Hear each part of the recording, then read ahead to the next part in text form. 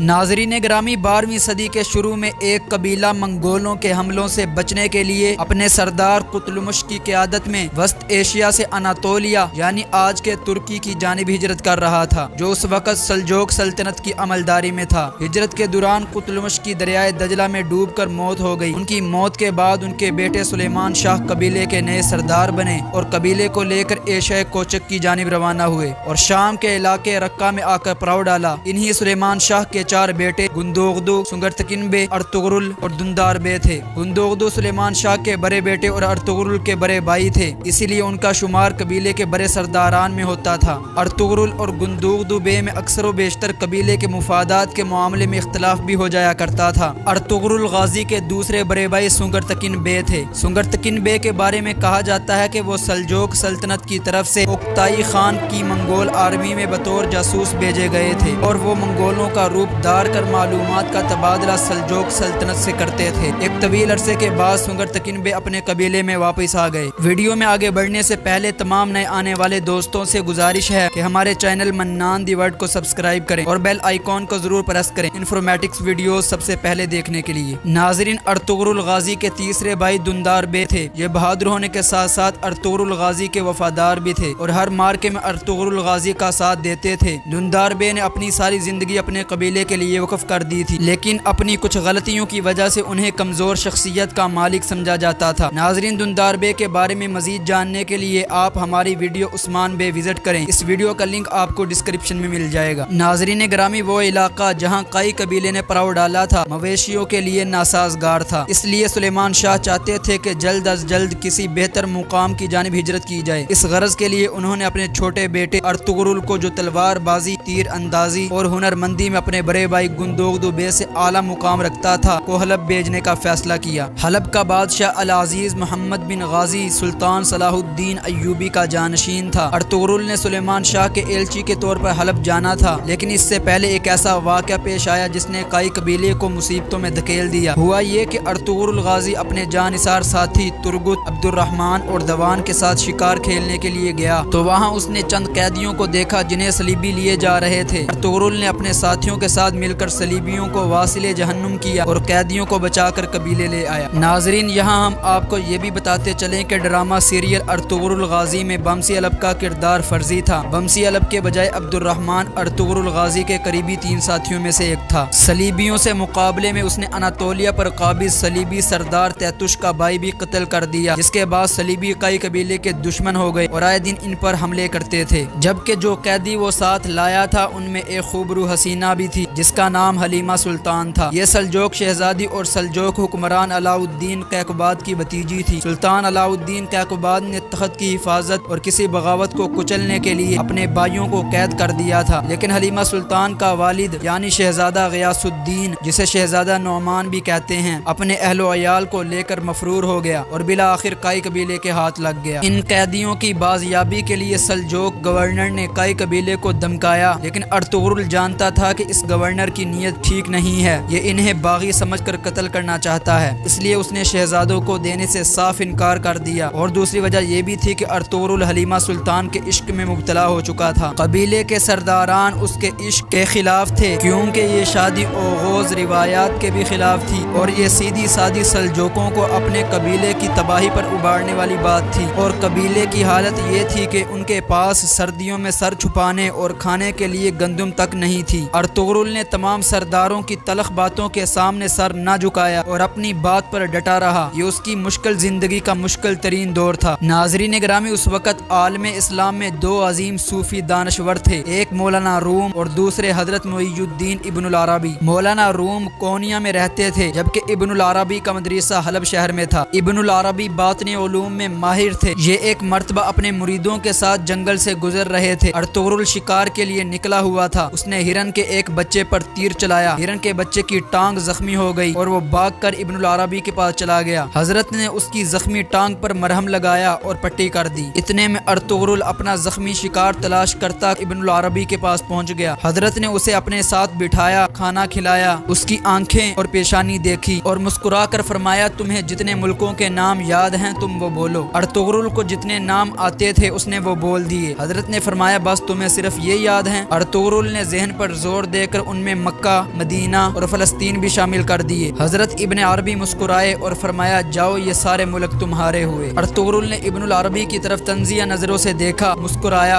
اور اٹھ کر چلا گیا۔ ناظرین گرامی، اس وقت اسلامی ممالک میں ایک خاموش تحریک چل رہی تھی۔ یہ لوگ سفید داڑھی والے کہلاتے تھے۔ یہ تحریک انتہائی با اثر، امیر اور با عمل مسلمانوں کا ایک مضبوط جاسوسی نیٹ ورک تھا۔ یہ پورے عالم اسلام میں پھیلے ہوئے تھے اور ایک دوسرے سے رابطے میں رہتے تھے۔ ان کی زندگی کا مقصد صرف اسلام اور عالم اسلام کی حفاظت کرنا تھا۔ یہ اسلام کے خلاف خطرہ بننے والے حکمرانوں تک کو قتل کر دیتے تھے۔ سفید داڑھی والے اس وقت کی مسلم حکومتوں سے، جن میں سلجوق، عباسی، ایوبی اور مملوک شامل ہیں، سے بہت تنگ تھے۔ یہ سمجھتے تھے کہ یہ حکومتیں اگر ایک دوسرے سے اسی طرح لڑتی رہیں تو پھر پورے عالم اسلام پر منگول قابض ہو جائیں گے۔ ان کا خیال تھا کہ عالم اسلام کو ایک مضبوط ریاست چاہیے جو عیسائیوں اور منگولوں کا مقابلہ کرے اور مسلمانوں کو ایک پیج پر جمع بھی کر سکے۔ یہ لوگ ابن العربی سے بہت متاثر تھے۔ ابن العربی نے ارطغرل کا رابطہ ان لوگوں سے کروایا۔ یہ لوگ ارطغرل سے بھی بہت متاثر ہوئے، لیکن ان کا خیال تھا کہ یہ ابھی اتنا عاقل نہیں ہے کہ یہ کوئی ریاست بنا اور چلا سکے، لہٰذا ان لوگوں نے ارطغرل کی پرورش اور تربیت کا فیصلہ کر لیا۔ یہ لوگ ارطغرل کو ماہر بنا رہے تھے، لیکن اس دوران ایک اور ایشو پیدا ہو گیا، وہ یہ کہ سلیمان شاہ کینسر کی وجہ سے انتقال کر گئے اور بڑے بھائی نے حلیمہ سے شادی کرنے کے جرم میں ارطغرل کو قبیلے سے نکال دیا۔ ارطغرل بیوی کو لے کر قبیلے سے نکلا تو اس کی ماں حائمہ اور اس کے ساتھیوں نے بھی قبیلہ چھوڑ دیا۔ یہ 400 لوگ تھے۔ یہ پناہ کی تلاش میں اپنی سواریوں پر خیمے باندھ کر در بدر پھرتے رہے۔ یہ کبھی شام کے جنگلوں میں پناہ لیتے تھے تو کبھی سلجوق ریاست میں جا چھپتے تھے، لیکن انہیں کوئی مستقل ٹھکانہ نہیں مل رہا تھا۔ یہ آخرکار در در کی ٹھوکروں سے تنگ آ گئے تو انہوں نے واپس اپنے قبیلے جانے اور قبیلے والوں سے معافی مانگنے کا ارادہ کیا۔ یہ واپسی کے لیے روانہ ہوئے تو راستے میں ایک ایسا واقعہ پیش آیا جس نے اس چھوٹے سے قبیلے کو آگے چل کر دنیا کی ایک بڑی اور مضبوط خلافت بنانے میں اہم کردار ادا کیا۔ واقعہ کچھ یوں ہے کہ جب ارطغرل اپنے بڑے بھائی سے معذرت کے لیے رکہ واپس جا رہا تھا تو راستے میں ایک خوفناک جنگ چل رہی تھی۔ یہ لوگ رک کر جنگ دیکھنے لگے۔ ارطغرل کے دماغ میں کوئی خیال آیا، اس نے اپنے گھڑسوار کو اشارہ کیا، خواتین اور بچوں کو میدان کے قریب چھوڑا اور اپنے ساتھیوں کے ساتھ میدان جنگ میں کود پڑا۔ ارطغرل کے ساتھ صرف 2 گھڑسوار تھے، لیکن یہ لوگ جب میدان میں آئے تو دور سے ایسا محسوس ہوا کہ جیسے بہت بڑا لشکر آ رہا ہے۔ جب قریب پہنچے تو کئی سپاہیوں نے ارطغرل سے پوچھا کہ ہمیں کس کا ساتھ دینا ہے۔ ارطغرل نے جواب دیا مظلوم کا۔ یہ حیران کن بات ہے کہ ارطغرل کو اس وقت قطعی علم نہیں تھا کہ جنگ کن گروہوں کے درمیان لڑی جا رہی ہے۔ یہ لوگ بلا وجہ اس جنگ میں کود پڑے تھے اور دونوں لشکر انہیں اپنا ساتھی سمجھ رہے تھے۔ کئی سپاہی میدان کے قریب پہنچ کر رکے اور مظلوم کا اندازہ لگایا، پھر دوڑ کر اس کی جانب سے لڑنا شروع کر دیا۔ یہ تازہ دم ہونے کے ساتھ ساتھ ماہر تلوار باز اور بہادر تھے۔ جب انہوں نے مظلوم کی جانب سے لڑنا شروع کیا تو ان کو حوصلہ ہوا اور یہ جنگ جیت گئے۔ جنگ ختم ہوئی تو ارطغرل کو پتا چلا کہ اس نے سلجوق سلطان علاء الدین کیقوباد کی مدد کی ہے۔ سلجوق سلطان منگولوں کا مقابلہ کر رہا تھا اور وہ یہ جنگ تقریباً ہار ہی چکا تھا اور اناطولیہ کی سرزمین اس کے ہاتھ سے نکل چکی تھی، لیکن پھر اچانک ارطغرل غیبی مدد بن کر میدان میں کود پڑا جس نے اس کا ملک بچا لیا۔ جنگ کے بعد علاء الدین کیقوباد نے ارطغرل کو بلایا، اس کی تعریف کی اور اس سے کہا کہ مانگو کیا مانگتے ہو۔ ارطغرل نے اپنے قبیلے کے لیے جگہ کی درخواست کی تو سلطان نے میز پر نقشہ بچھایا اور چاقو سے اس پر نشان لگا دیا اور سوغوت کا علاقہ ارطغرل کے حوالے کر دیا۔ سوغوت کی وادی وسیع چراگاہوں، جنگلوں